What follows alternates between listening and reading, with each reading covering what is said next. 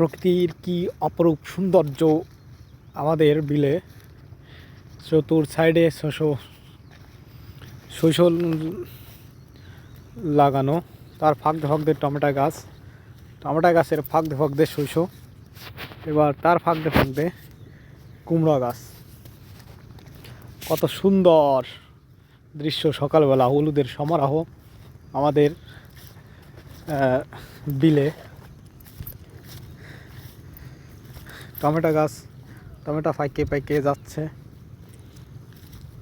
এবং তার মধ্যে দিয়ে এই যে সরিষা ক্ষেত দেখতেছেন, কত সুন্দর